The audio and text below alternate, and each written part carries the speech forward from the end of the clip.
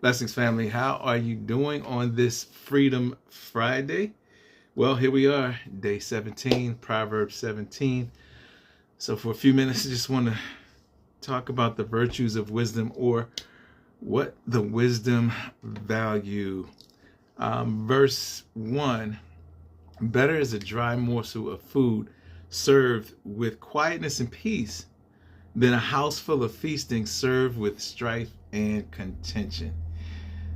First thing I noticed in chapter 17 about the wise is that they pursue a quiet and peaceful life. And I was reading this last night, it reminded me of 1 Thessalonians 4:11. In the Amplified, it reads, "And to make your ambition to live quietly and peacefully, and to mind your own affairs, and work with your hands just as we directed you." And there's a scripture, I think the first time I heard it, I was in California and at this service, and I had to just write it on the inside of my Bible. It was Isaiah 30:15, and a portion of that reads, "In quietness and in trusting confidence shall be your strength." And it has always stuck with me. So reading this last night, that jumped right out at me. Now, the Hebrew word for quietness is transliterated as shalva, and is defined as tranquility, prosperity, security, and ease. And it is used to describe a state of being free from disturbance, where one experiences a sense of well-being and contentment. Yeah, and in the biblical context, it says that shalva can refer to both physical and spiritual peace, often seen as a blessing from God. Then I'm going to jump down to verse 9. It says, "He who covers and forgives an offense seeks love." So the second thing that I noticed, there's some other things I noticed, but what I want to point out was that the wise, they cover and forgive offenses, and they seek love and reconciliation. The Voice reads for verse 9, "Those who forgive faults foster love." Now, the Hebrew word for cover is transliterated as kasa, and is defined as to conceal, hide, or clothe. And it is a metaphorical act of concealing sins or faults, and the protective act of clothing or sheltering. It goes on to say that the term can apply both to literal and figurative coverings, such as garments, protection, or forgiveness. And it reminded me of the time in the Bible where Noah had got drunk, and two of his sons went into his tent backwards with, I'm going to say a blanket, but they walked into his tent backwards just so that they could cover his nakedness. And so that was the example that came to me last night when I was thinking about this.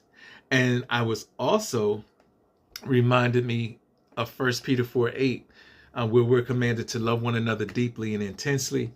Actually, it goes on to say in the Amplified, it says, "Because love covers a multitude of sins, it overlooks unkindness and unselfishly seeks the best for others."